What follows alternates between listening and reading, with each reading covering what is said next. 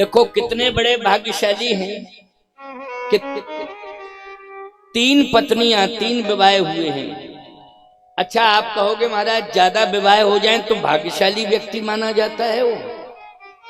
हाँ 3 बेटे हो जाएं 3 संतानें हो जाएं तो भगवान कहते भाई चलो 3 4 बेटे हुए हैं या 4 संतानें बेटा बेटी मिला के।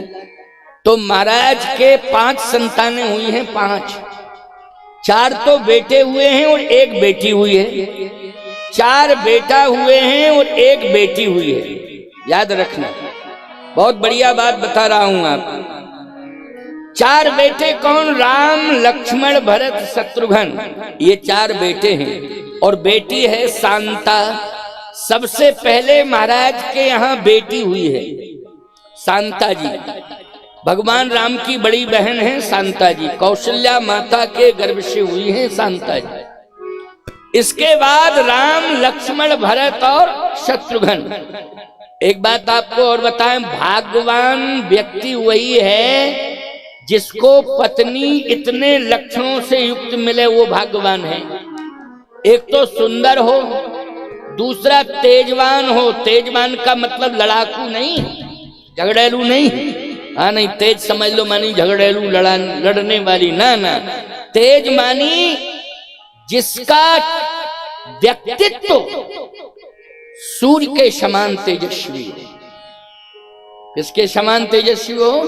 सूर्य के समान तेजस्वी व्यक्तित्व हो, उसको कहते हैं तेज। शीलवान होना चाहिए मानी विनम्र होना चाहिए उसे। अगर इतने लक्षणों से युक्त पत्नी मिली है तो वो भाग्यवान है। सूर्य के समान तेज हो और सरलता सहजता की प्रतिमूर्ति हो। अगर सरलता और सहजता है,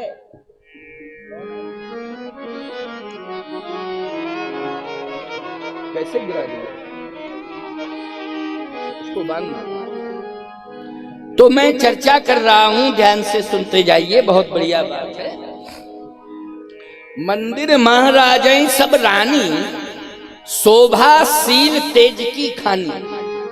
सुंदर उसे नहीं कहते हैं जिसका चेहरा सुंदर हो, जिसका रंग सुंदर हो उसे सुंदर नहीं कहते हैं। जिसका चाल चलन आचरण सुंदर हो उसी को सुंदर कहा जाता है।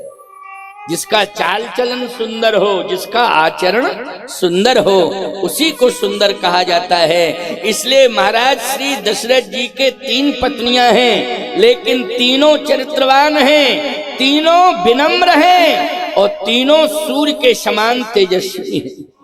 ये भाग्य की बात है। बोलो है भाग्य की बात कि नहीं? नहीं तो आजकल बड़ी मुश्किल है कि सरलता मिल जाए पत्नी में, सरलता नहीं मिलती है। पत्नी के पास आपको और सब मिल जाएगा, लेकिन सरलता मिलना बहुत मुश्किल की बात है।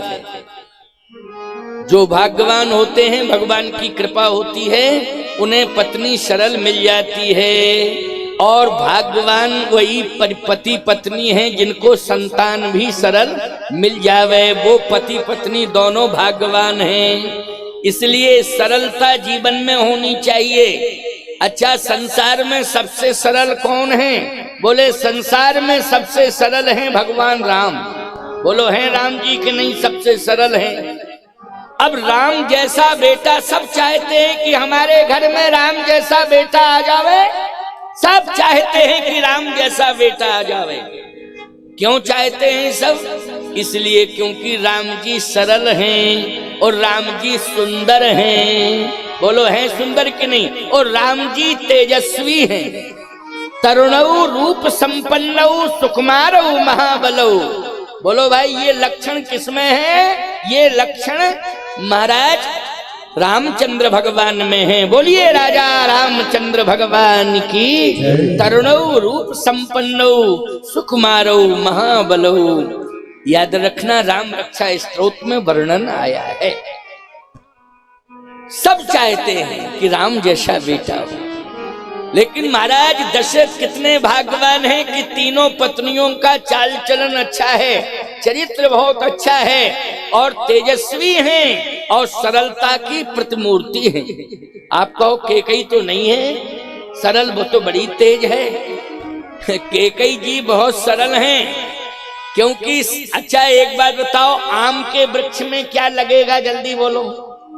आम के वृक्ष में क्या लगेगा, अमरूद लगेगा कि आमई? अमरूद के वृक्ष में क्या लगेगा, अमरूद लगेगा कि संतरा? अमरूद ही लगेगा, है ना। ठीक इसी प्रकार से भरत जी बोलो सरल हैं कि नहीं? भरत जी महाराज कैसे हैं बोलो, मैं हम तुम्ही से पूछ रहे हैं, सभी लोग जानते हो भरत के बारे में। भरत जी महाराज बहुत ही ज्यादा सरल हैं कि नहीं? उनसे बड़ा सरल कौन हो सकता है? लेकिन ऐसे सरल महाभाग को जन्म देने वाली कौन है माँ? कैकेयी माँ है।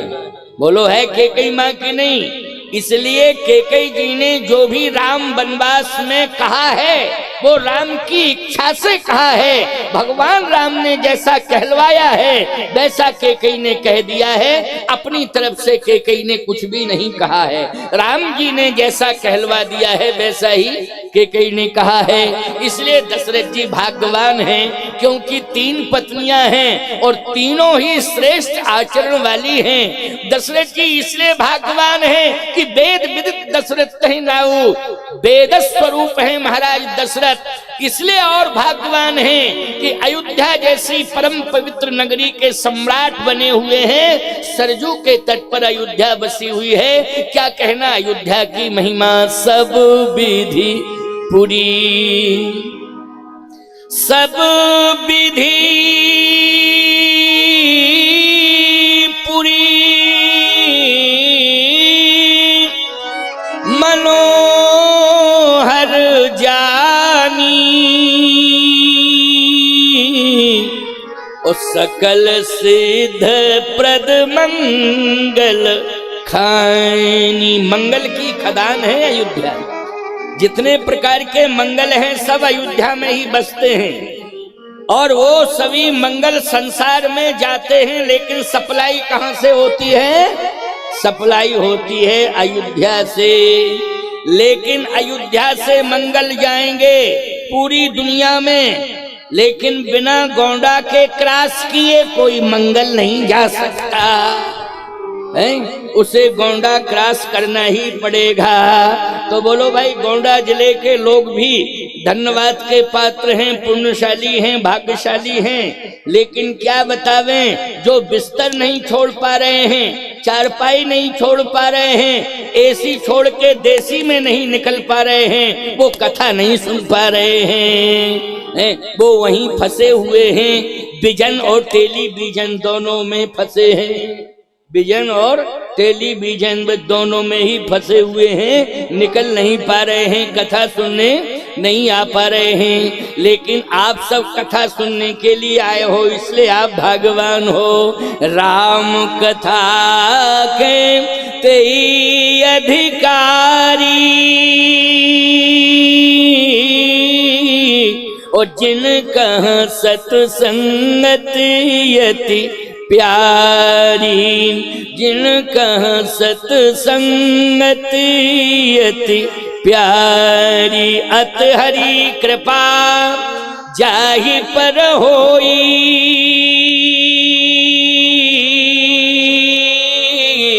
पाँव दे यही मार्ग सोई।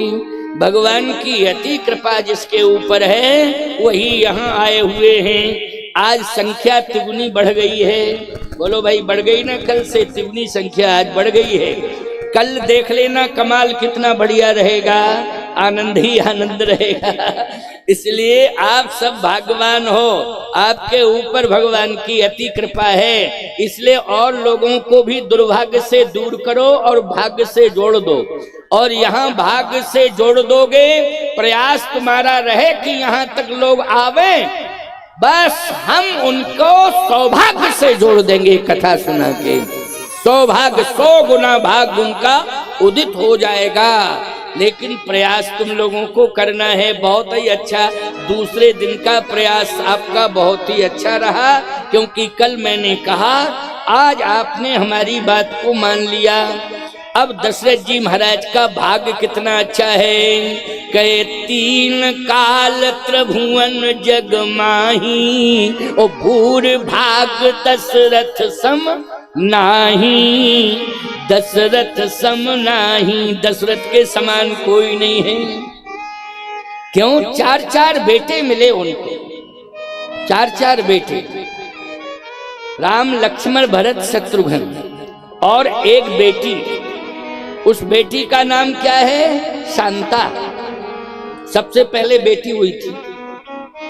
लेकिन वाल्मीकि रामायण में प्रमाण मिलता है कि अंग देश के राजा रोमपाद जी महाराज दशरथ जी के मित्र हैं, और रोमपाद जी महाराज ने एक मांग की है दशरथ जी से कि मुझे ये बेटी दे दो, मैं इसका लालन पालन करूंगा, इसका मैं विवाह करूंगा।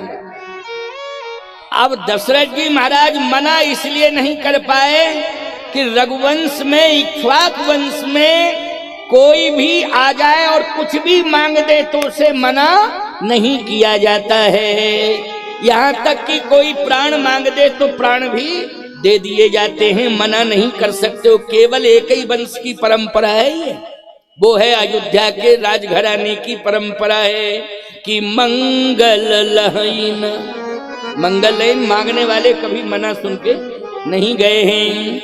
मंगल लहीन जिनके नाही,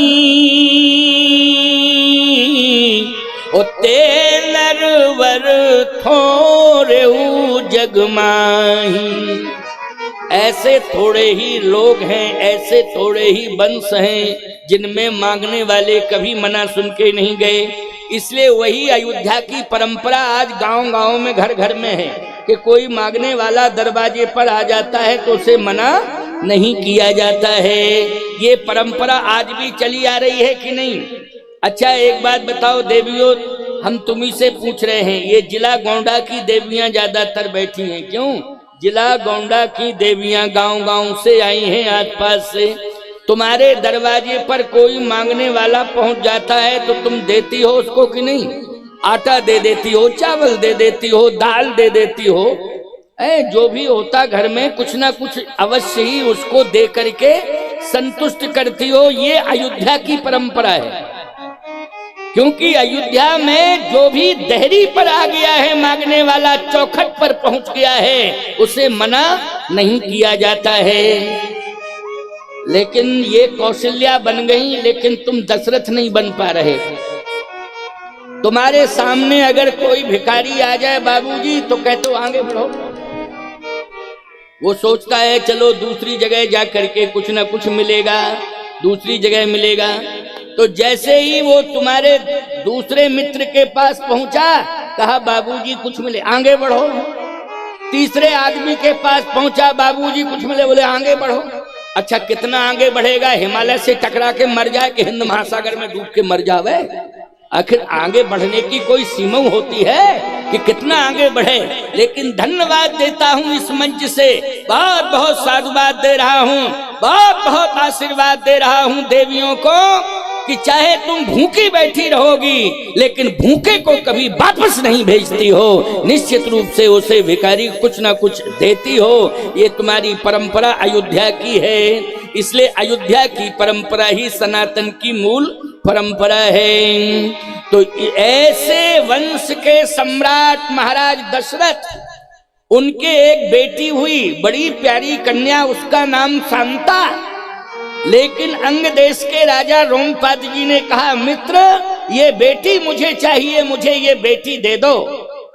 अब मना नहीं कर पाए, क्योंकि मांगने वाला मांग रहा है, तो चाहे राजा हो चाहे भिखारी हो, कोई भी मांगे, तुरंत दे दिया अपनी बेटी को। ले जाओ। प्यारे बेटी को रोमपाद जी के हाथ में सौंप दिया, छोटी सी कन्या। रोमपाद जी ने पालन पोषण किया और श्रृंगी ऋषि के साथ विवाह कर दिया। किसके साथ विवाह किया? श्रृंगी ऋषि के। भगवान राम के बहनोई हैं श्रृंगी ऋषि। यानी दशरथ जी के दामाद श्रृंगी ऋषि। हम सब किसकी संतान बैठे हैं, जल्दी बोलो? ऋषि मुनियों की संतान है ना। ऋषियों के नाम से हमारा गोत्र है, इसलिए हम ऋषियों की संतान हैं। गौतम ऋषि का विवाह ब्रह्मा की बेटी के साथ हुआ था और श्रृंगी ऋषि का विवाह चक्रवर्ती सम्राट महाराज दशरथ की बेटी के साथ हुआ है, शांता के साथ। और ब्रह्मा ने अपनी बेटी का विवाह अहिल्या का किसके साथ किया था? गौतम ऋषि के साथ किया था, क्योंकि ये राजा महाराजा सभी जो है ऋषियों के साथ अपनी बेटियों का विवाह करते थे, क्योंकि ऋषि परंपरा की प्रधानता हमारे यहाँ हमेशा से रही है। इसलिए ऋषि परंपरा का ही ये आर्यावर्त है और ऋषि परंपरा का ही सनातन धर्म है। इसलिए ऋषि और कृषि दो की परंपराएं यहाँ सदा से रही है। भारत अगर कृषि प्रधान है तो भारत ऋषि प्रधान भी है। इसलिए ऋषि और कृषि, तुम्हारे पूरे क्षेत्र में बोलो कृषि ही कृषि होती है कि नहीं होती है? जहां भी निगाह डालो वहां खेती ही खेती दिखाई दे रही है, क्योंकि भारत कृषि प्रधान है। और थोड़ा निगाह डालो अयोध्या में तो ऋषि ही ऋषि दिखाई देते हैं आपको। इसलिए ऋषि प्रधान और कृषि प्रधान देश है हमारा भारत, और उसमें भी मूल है अयोध्या। बोलो भाई क्या है? अयोध्या है। और तुम्हारा ये पूरा अयोध्या का क्षेत्र है, इसलिए अवधवासी हो तुम सब। कौन हो? अवधवासी हो, अयोध्यावासी हो। अयोध्या का ये क्षेत्र है। तो भगवान राम ने वचन दिया और वचन के अनुसार वैसा ही हुआ। अब तीन तीन पत्नियां, और वो भी बहुत ही सुंदर दिव्य चरित्रवान हैं, मर्यादित है। महाराज को किसी भी प्रकार की कोई कमी नहीं है। महाराज का यश दसों दिशाओं में गाया जा रहा है। महाराज का प्रभाव दसों दिशाओं में है, उनका रथ दसों दिशाओं में जाता है। वो चक्रवर्ती सम्राट महाराज दशरथ। इसलिए ऐसा राजा, परम प्रिय राजा, परम प्रतापी राजा, परम धार्मिक राजा 60,000 साल के हो गए दशरथ जी। कितने साल के हो गए? 60,000 वर्ष के। आप कहोगे महाराज जी इतनी आयु हो गई, 60,000 साल के? हाँ हो गए।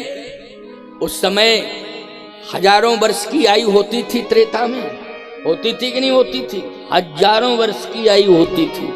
60,000 साल के दशरथ जी हो गए, वाल्मीकि रामायण का प्रमाण है। अब आपको ऐसे ही लिख दिया होगा, तो ऐसे नहीं लिखे जाते हैं प्रमाण। पहले के महात्मा जो सत्य होता था उसी को सत्यापित करते थे। समझ गए हो कि नहीं? जरा सा भी इधर उधर की बात नहीं। उस समय जो है रामायण लिखी गई है, वाल्मीकि रामायण। महर्षि वाल्मीकि जी महाराज ने लिखा, जो राम का चरित्र देखा है अपनी आंखों से। अयोध्या को उन्होंने अपनी आंखों से देखा, महाराज दशरथ को उन्होंने देखा है। इसलिए आंखों देखा हाल सब वाल्मीकि रामायण में लिख दिया है महाराज वाल्मीकि जी ने। तो ये सत्य है। 60,000 साल के दशरथ जी महाराज हो गए, 60,000 वर्ष। अब 60,000 वर्ष के हुए एक दिन की घटना क्या? अच्छा, कभी महाराज के मन में ये नहीं आया कि हमारे पुत्र नहीं है? कभी नहीं आया। नहीं तो आया अगर होता तो 60,000 साल का इंतजार थोड़ी करते।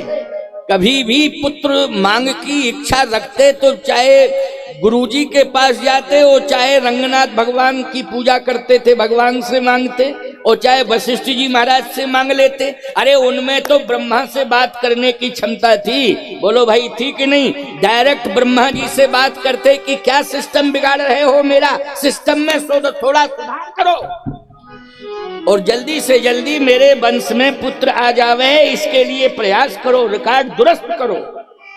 ये डायरेक्ट बोलने की ताकत, बोलने की क्षमता, ब्रह्मा से बात करने की क्षमता महाराज दशरथ में है। लेकिन उनके मन में ये भाव आया ही नहीं। 60,000 साल के हो गए, लेकिन गोस्वामी जी ने लिखा है, एक बार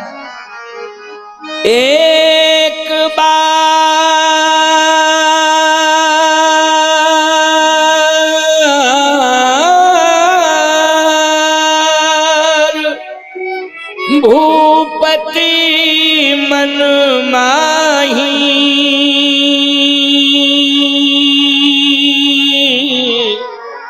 ओ भई गलानी मोर सुतना। ये गिलानी हुई कि मेरे सुत नहीं है, लेकिन 60,000 साल पर क्यों गिलानी हुई कि मेरे सुत नहीं है? ये गिलानी तो बहुत पहले होनी चाहिए थी। एक बार की घटना, वो घटना ये है, ध्यान से सुनना। महाराज चक्रवर्ती सम्राट जी अमरपुर से आए थे। महाराज मनु कहां से आए थे? अमरपुर से। नैमिषारण्य से भगवान ने भेजा था उनको अमरपुर, अमरावती। अमरावती का अर्थ होता है अमरपुर, अमरपुर का अर्थ होता है स्वर्ग। अमरपुर का क्या अर्थ होता है? स्वर्ग होता है। तो स्वर्ग से सीधे आए थे। आप विचार करना, स्वर्ग से आए थे कहां? अयोध्या। तो महाराज मनु का संबंध है स्वर्ग से।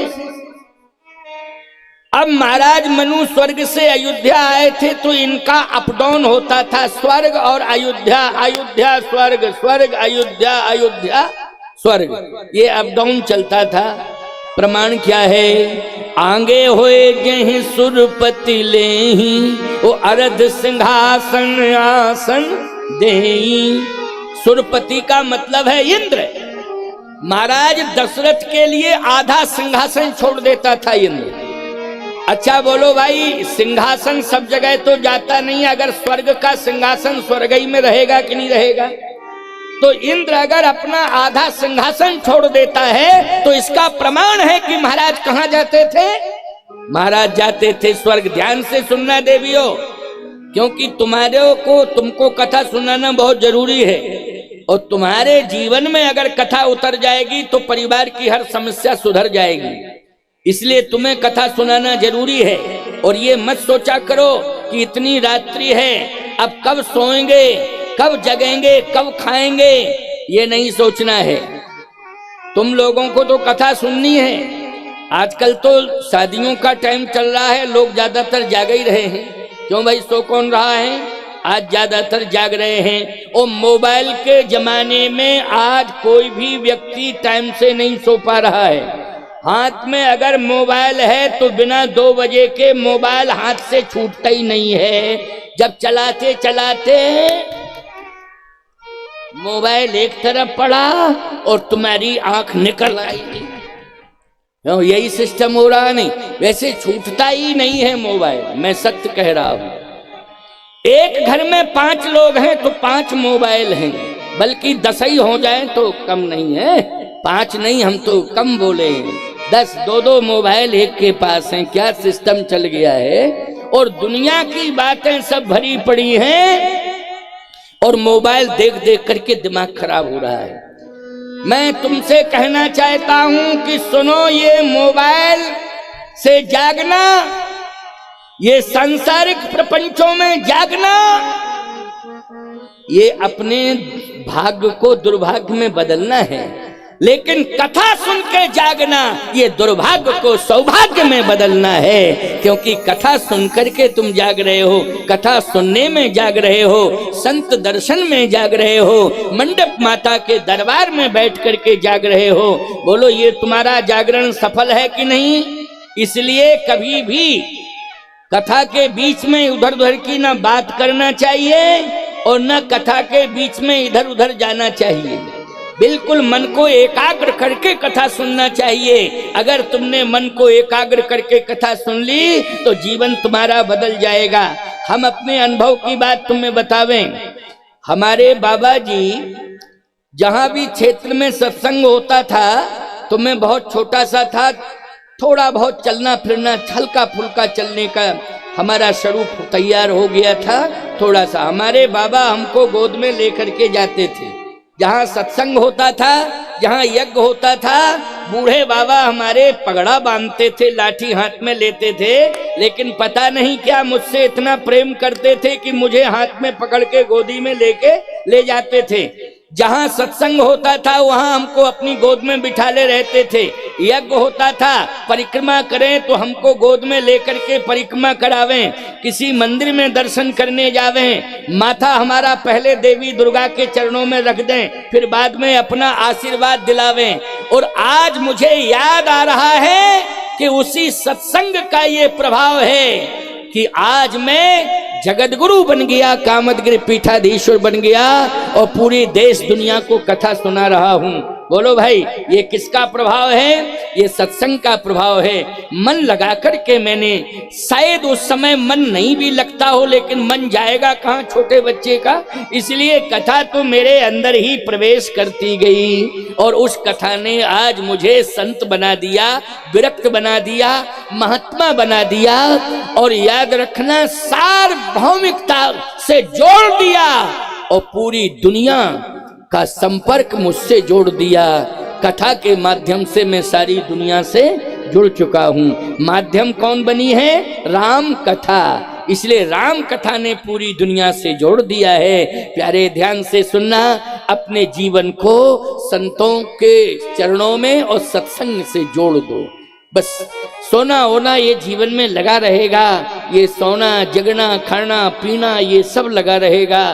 ज्यादा इस चक्कर में मत पड़ो। जब सत्संग मिल जावे तो बस सत्संग मत छोड़ना। संतों की वाणी प्रेम से सुनना, दर्शन भी प्रेम से करना। कबीर बाबा काशी में बैठे हुए थे। भगवान ने अपने पार्षद को भेजा कबीर के पास कि जाओ कह दो कबीर से कि बहुत हो गया सत्संग करते करते, अब तुम मेरे पास आ जाओ। कबीर ने जब सुना तो कबीर ने कहा, पहले ये बताओ तुम भगवान के धाम से आए हो, बैकुंठ से, वहां कथा होती है कि नहीं होती है? वहां सत्संग होता है कि नहीं होता है? तो पार्षदों ने कहा वहां बड़ी मर्यादा है, मौन होकर के भगवान का दर्शन किया जाता है, कोई वहां किसी से बोल नहीं सकता है, केवल वहां पर दर्शन करते रहो, बस यही बैकुंठ का आनंद है, दर्शन से सब कुछ मिल जाता है। कबीरदास जी ने कहा नहीं जाऊंगा, नहीं जाऊंगा, मना कर देना। क्यों? बोले राम बुलावा भेजिया, राम बुलावा भेजिया, ओ कबीरा दीना रोए, जो सुख है सत्संग में सो बैकुंठ न होए।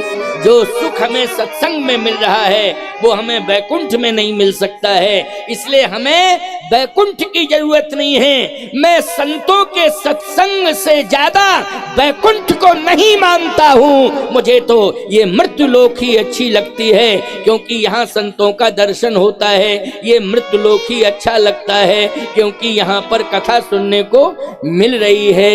इसलिए कबीर बाबा की वाणी है। हम कितनी पुरानी बात आपको बता रहे हैं, 600 वर्ष पुरानी बात बता रहे हैं कि कबीर बाबा की वाणी है कि मैं यहाँ संसार नहीं छोड़ूंगा, इसलिए क्योंकि यहाँ सत्संग होता है।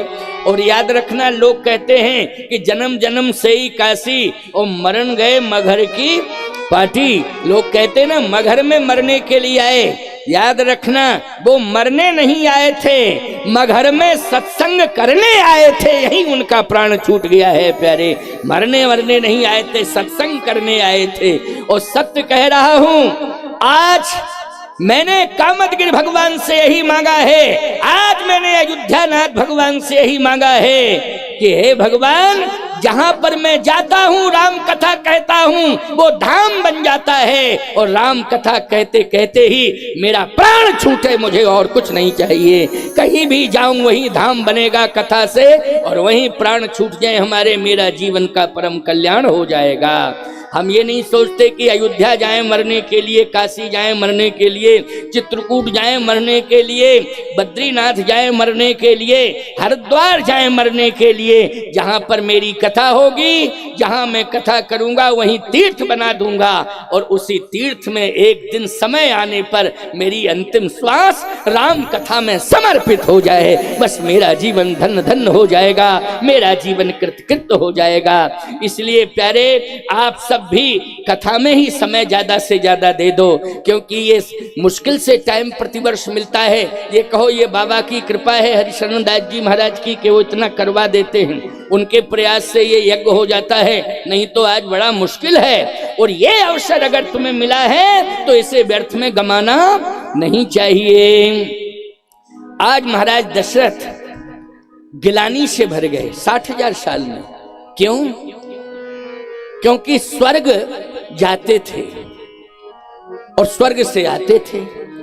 एक दिन कैकेयी ने पूछ दिया कि आप कभी कभी ऐसी जगह जाते हो कि जाते हो तो बताते नहीं हो, बाकी तो जहां भी जाते हो आप मुझे बताते हो, लेकिन कभी कभी ऐसी जगह जाते हो कि बिना बताए ही चले जाते हो। सही बताओ कहां जाते हो, बताओ सही कहां जाते हो। अच्छा एक बात बताओ, कोई व्यक्ति ये कहे कि हम स्वर्ग जाते हैं तो विश्वास करोगे? क्योंकि स्वर्ग गया तो लौट ही के नहीं आएगा। क्यों भाई, गया तो गया, फिर लौट के आएगा क्या? लेकिन कोई कहे कि हम स्वर्ग से लौट के आ रहे हैं तो बोलो यकीन करेगा कोई व्यक्ति? कोई व्यक्ति यकीन नहीं करेगा, क्योंकि स्वर्ग जाने का मतलब है कि त्रयोदशी हो जाना। स्वर्ग जाने का मतलब ये है, दुख पत्र में लिखा रहता है ना, त्रयोदशी के शोक पत्र में क्या लिखा था? फला फला स्वर्गवासी हो गए हैं। इसका मतलब है कि अब वो लौटने वाले नहीं हैं। अच्छा लिखने वाले, हमने ये देखा एक आदमी ने 70 मर्डर किए थे और 70 मर्डर किए और क्या बताएं आपको, आजीवन कारावास में मर गया, जेल में फिर बाद में आया, लेकिन उसके लड़कों ने लिखाया हमारे पिताजी स्वर्गवासी हो गए हैं। मैंने कहा 70 आदमी मारने के बाद स्वर्गवासी हो गया, गजब का आदमी था। क्यों भाई, इसका तो प्रमाण है, अपराधी सिद्ध हुआ, उसको सजा भोगनी पड़ी, आजीवन कारावास हो गया और वो स्वर्गवासी, स्वर्ग चला गया सीधा। बड़ा तारीफ, बहुत बड़ी तारीफ की बात है। ये प्यारे भाव की बात है। क्या है? ये भाव की बात है। याद रखना, स्वर्ग नरक के जाने का संबंध कर्मों से है। अगर कर्म बिगड़ गया होगा तो नरक ही जाओगे और कर्म सुधर गया होगा तो सीधे स्वर्ग जाओगे। और यदि तुम कथा से और यज्ञ से जुड़ गए होगे तो बैकुंठ जाओगे, सीधे बैकुंठ जाओगे प्यारे, ये गारंटी की बात है। तो सावधान, दशरथ जी ये नहीं कह पाए कैकेयी से कि मैं स्वर्ग जाता हूं, कभी कभी बिना बुलाए ही चला जाता हूं, ये नहीं कह पाए। लेकिन कैकेयी फिर पूछने लगी, आपने कल नहीं बताया था, आज तो बता ही दो कहां जाते हो। लगातार 3 दिन पूछा तो तीसरे दिन दशरथ जी ने कह दिया कि मैं स्वर्ग जाता हूं। अब कैकेयी हंसी, कहे स्वर्ग जाते हो? इतना झूठ, अयोध्या के राजा बनकर के झूठ बोल रहे हो, जहां पर धर्म न दूसर सत्य समाना ये दुहाई दी जाती है, और झूठ बोल रहे हो कि मैं स्वर्ग जाता हूं। और स्वर्ग जाते हो तो स्वर्ग से लौट के आ जाते हो। दशरथ जी ने कहा मैं झूठ नहीं बोलता हूं, तूने बार बार कहा है इसलिए मैंने सत्य ही कह दिया है। कैकेयी ने कहा विश्वास तब होगा जब स्वर्ग की कोई वस्तु तुम लाके बता दो। अगर आप कोई स्वर्ग की वस्तु मुझे बताओगे प्रमाणित करके कि ये है, तो मैं मान जाऊंगा कि आप स्वर्ग जाते हैं। क्योंकि मृत्यु लोक के वस्तु में और स्वर्ग लोक की वस्तु में डिफरेंस, बोलो है डिफरेंस कि नहीं? जो स्वर्ग की वस्तु है वो मृत्यु लोक में नहीं मिल सकती है, मृत्यु लोक की वस्तु स्वर्ग लोक में नहीं मिल सकती है, अंतर है प्यारे। कैकेयी ने कहा स्वर्ग की कोई भी वस्तु ला करके बताओ, मैं विश्वास कर लूंगी। दशरथ जी ने कहा ठीक है, इस बार जाऊंगा तो मैं कुछ ना कुछ अवश्य ही लाऊंगा स्वर्ग लोक का, और तुझे प्रमाणित करके बताऊंगा कि ये स्वर्ग की वस्तु है, मृत्यु लोक में कहीं मिलती ही नहीं है। देख देख देख, ये स्वर्ग की वस्तु है। महाराज की जब यात्रा हुई स्वर्ग की तो उनको याद रहा कि कैकेयी ने कहा था कि स्वर्ग की कोई वस्तु लाना। दशरथ जी पहुंचे, बड़ा स्वागत किया इंद्र ने, हमेशा ही करता था स्वागत। अरद सिंहासन आसन देही, आधा सिंहासन छोड़ देता था, आधे में खुद बैठे और दशरथ जी महाराज को बिठा ले आधे में। इतना सम्मान। महाराज जब वापस आने लगे तो भूल गए, थोड़ा ऐसा निकल पाए, उनको याद आया नहीं कैकेयी ने कहा था कि कोई स्वर्ग की वस्तु लाना। अब महाराज लौट के वापस गए। कभी वापस नहीं जाते थे, जाते थे तो जाते ही थे, और जब आते थे तो इंद्र को सूचना कर देते थे कि मैं आ रहा हूं। लेकिन गए और तुरंत ही लौट के वापस आ जाएं, ऐसा पहली बार हो रहा है। और जैसे ही गए लौट के वापस, क्योंकि मैं स्वर्ग की कोई वस्तु ले आऊं, तो वस्तु में क्या मांगते नहीं थे। महाराज दशरथ की परंपरा मांगने की नहीं है कि मांगे, उनकी परंपरा है देने की। क्या परंपरा है? देने की परंपरा है, मांगने की नहीं। लेकिन स्वागत में इंद्र जो है माला पहनाता था दशरथ जी को, और स्वर्ग लोक के पुष्प और मृत्यु लोक के पुष्पों में भिन्नता अवश्य ही होती है। माला पहनाता था, वो माला दशरथ जी महाराज पहनते थे और दशरथ जी बस अपने हाथ से उतार के सिंहासन के बगल में रख देते थे। दशरथ जी ने कहा मांगना तो है नहीं, लेकिन मेरी तो माला है, उसी माला को लेके बता दूंगा। लेकिन माला तो वहीं रह गई। माला को वापस लेने के लिए जैसे ही मुड़े, देखा क्या कि जिस स्थान पर सिंहासन के स्थान पर दशरथ जी महाराज बैठे थे, उस स्थान को पवित्र करा रहा है इंद्र। दशरथ जी ने कहा कि मैं जहां बैठा था जिस भाग में, उसी को पवित्र क्यों करा रहा है? इसका मतलब है कि मेरे बैठने से क्या सिंहासन अपवित्र हो जाता है? दशरथ जी ने कहा मैं पूछूंगा। दशरथ जी महाराज को क्रोध आ गया। उन्होंने कहा स्वर्गाधिपति, अगर मेरे बैठने से तेरा सिंहासन अपवित्र हो जाता था तो तू मुझे बिठाता क्यों था? और यदि तेरा सिंहासन अपवित्र नहीं हुआ है तो धुला क्यों रहा है इसको? उत्तर दे। अगर उत्तर नहीं दिया तो मैं युद्ध करूंगा, और युद्ध करूंगा तो युद्ध में मैं तुझे पराजित करूंगा। अब इंद्र कांपने लगा, क्योंकि सबसे बड़े सहयोगी, बोलो अयोध्या का राजवंश है ना, देवताओं का स्वर्ग का, बोलो सबसे बड़ा सहयोगी कौन है? अयोध्या का राजवंश सबसे बड़ा सहयोगी है। उसमें महाराज श्री दशरथ का तो कहना ही क्या। इंद्र कांपने लगा। दशरथ जी ने कहा उत्तर देना पड़ेगा। इंद्र ने कहा महाराज तो सुन लीजिए, क्षमा करिए आप, इसलिए इस सिंहासन को मैं धुलवाता हूं क्योंकि दो काम आपके द्वारा ऐसे हुए हैं कि मैं कह दूं तो आप अन्यथा नहीं लेना। क्या? एक तो आपने अपनी कन्या को, कन्या घर में जन्म ले तो याद रखना गोद बेटे को दे दिया जाता है, लेकिन बेटी को कोई नहीं देता है। बोलो भाई, गोद किसको दिया जाता है? बोलो जल्दी बोलो। बेटे को दिया जाता है, लेकिन बेटी को ना कोई लेता है ना दिया जाता है। वो बात अलग है कि विवाह में सहयोग सब कर दें, विवाह में सहयोग जितने हैं वो सभी कर दें। ये भी कह सकते हैं कि नहीं, इसके विवाह में सबसे ज्यादा खर्च मैं करूंगा, या अकेले ही मैं विवाह कर दूंगा, ये अलग बात है। लेकिन सही बताओ, ईमानदारी से बताओ, दान के रूप में कन्या केवल एक ही जगह दी जाती है, मंडप के नीचे। बोलो भाई, कन्यादान केवल एक ही जगह होता है, वो मंडप, केवल मंडप के नीचे, इसके पहले इसके बाद में केवल मंडप के। लेकिन पुत्र दान तो दिया जाता है, चाहे जब दे दो पुत्र दान, लेकिन कन्यादान जल्दी बोलो जरा, मंडप के नीचे विधि विधान से कन्यादान होता है। ये लगने चल रही हैं विवाह में, बोलो कन्यादान हुआ, होते हैं कि नहीं होते हैं? मंडप के नीचे।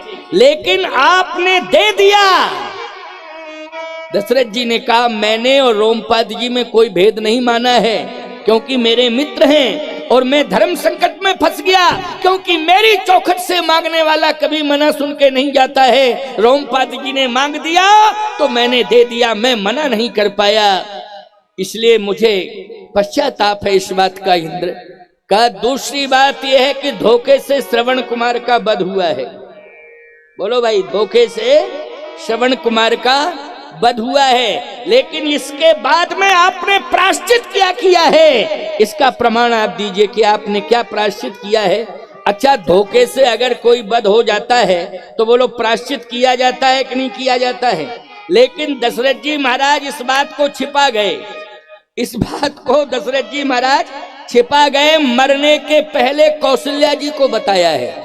लेकिन एक बात बताओ, तुम कोई भी पाप पुण्य कर रहे हो, लेकिन देवता जान जाते हैं कि नहीं जान जाते हैं? जल्दी बोलो, पाप पुण्य तुम क्या कर रहे हो ये कौन जान जाते हैं? देवता जान जाते हैं। धरती पर इंसान रहता है, यदि पाप करता है पापों को वो धरती का इंसान धरती पर छिपा सकता है, लेकिन देवताओं से कोई पाप छिपता नहीं है। इसलिए देवी प्रकोप उसके जीवन में आ जाता है, जिसको कहते हैं दैविक ताप। 3 प्रकार के ताप, दैहिक, दैविक और भौतिक होते हैं। तो दैविक ताप यानी देवता रुष्ट हो जाते हैं, उनके कोप भाजन बन जाते हो, आप परेशान होने लगते हो। तब भागे भागे महात्माओं के पास, तीर्थों के पास जाके ब्राह्मणों के पास उपाय पूछते हो, तो ब्राह्मण कहते हैं प्रायश्चित कर लो। अब क्या कर लो? प्रायश्चित करवाते हैं। इसलिए कहने का तात्पर्य मेरा ये, दशरथ जी छिपा गए। इंद्र ने कहा कि श्रवण कुमार का वध होने के बाद आपने क्या प्रायश्चित किया है? भले ही धोखे से श्रवण का वध हुआ था, लेकिन श्रवण कुमार का वध आपके द्वारा हुआ कि नहीं हुआ? दशरथ जी ने कहा श्रवण कुमार का वध तो हुआ है। आपने प्रायश्चित क्या किया? इसलिए आप जो है अपवित्र हैं। बोलो क्या हैं आप? अपवित्र हैं, क्योंकि आपने कोई प्रायश्चित नहीं किया है और श्रवण का वध आपके द्वारा धोखे से हो गया है। आप अपवित्र हैं, मैं कहना नहीं चाहता था, लेकिन मैं सिंहासन को धुलवाता हूं। तीसरी बात फिर इंद्र ने एक तीसरी बात कही, इसको जरा और गौर से सुन लो। तीसरी बात को जरा गौर से सुनना। क्या इंद्र ने कहा कि आप अपने वंश को आगे नहीं चला पाएंगे, आप निर्वंश होने जा रहे हैं। आपका वंश चलाने वाला आपके पास नहीं है और इसका पाप आपको लगेगा, क्योंकि अब इक्ष्वाकु वंश की सीमा समाप्त होने वाली है। अंतिम राजा के रूप में आप ही रहेंगे। बोलो भाई, इसका मतलब है कि किसी को वंश में निर्वंशता का प्रमाण मिल जाए तो बोलो भाई ये पाप है कि नहीं? जल्दी बोलो, ये क्या है? पाप है कि अब वंश नहीं चलेगा, अब यहाँ पर विराम हो जाएगा। अभी तक महाराज इक्ष्वाकु का वंश चलता आया, लेकिन दशरथ तुम्हारे दुर्भाग्य के कारण आज विराम होने जा रहा है। अब ये इक्ष्वाकु वंश आगे चलने वाला नहीं है, क्योंकि इसको चलाने वाला कोई पैदा ही नहीं हुआ है। अब दशरथ जी महाराज को कष्ट हुआ सुन करके, समझ रहे हो कि नहीं? कष्ट हो गया सुन करके, क्योंकि मैं अब वंश को, मेरे इक्ष्वाकु वंश को चलाने वाला अब कोई वंश में पैदा नहीं हुआ है, और मेरी आयु क्या हो गई है? 60,000 साल की हो गई है। और याद रखना, 60,000 साल की आयु हो गई है तो अब वंश को कौन चलाएगा? वंश चलाने वाला कोई पैदा ही नहीं हुआ है। इसलिए धिक्कारा जा रहा है, मुझे स्वर्ग में धिक्कारा जा रहा है, देवताओं के बीच में मुझे धिक्कारा जा रहा है। दशरथ, अब तुझे वास्तव में जिंदा रहने का कोई अधिकार नहीं है। बस माला को हाथ में लिया और हाथ में लेकर के आ रहे थे। कैकेयी से कहा कि ले, तेरा मन रह गया कि स्वर्ग जाने का कोई प्रमाण चाहिए, तो ये स्वर्ग के पुष्प की माला जो मैं प्रमाण के लिए तुझे दे रहा हूं। कैकेयी ने स्वागत करने के लिए आवाहन किया कि पधारिए महाराज। का बस अब मैं भवन में प्रवेश नहीं करूंगा।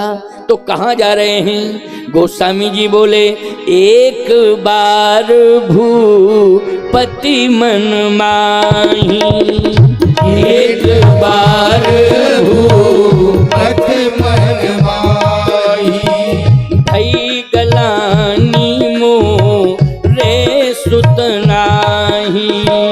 भई गलानी मोरे सुत नाही। गुरु ग्रह गए तुरत मही पाला। गुरु ग्रह गए तुरत मही पाला। गुरु ग्रह गए तुरत मही पाला। गुरु ग्रह गए तुरत मही पाला। चरण लागी करी विनय विशाला। चरण लागे विनय विशाला।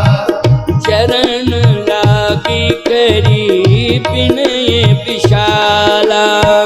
चरण लागे विनय विशाला। निज दुख सुख सब गुरु ही सुनायो। निज दुख सुख सब गुरु ही सुनायो। तब वशिष्ठ बहु विधि समझायो। तब वशिष्ठ बहु विधि समझायो। तब वशिष्ठ बहु विधि समझायो। तब वशिष्ठ बहु विधि समझायो। तब वशिष्ठ बहु विधि समझायो। धरहु धीर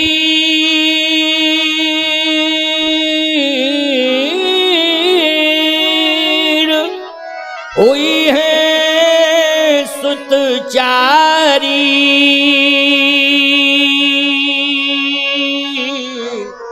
त्रिभुवन विदिति भगति भयहारी। धैर्य धारण करो, तुम्हारा वंश चलेगा चलेगा चलेगा और ऐसा वंश होगा उसके माध्यम तुम बनोगे। वो वंशज तुम्हारे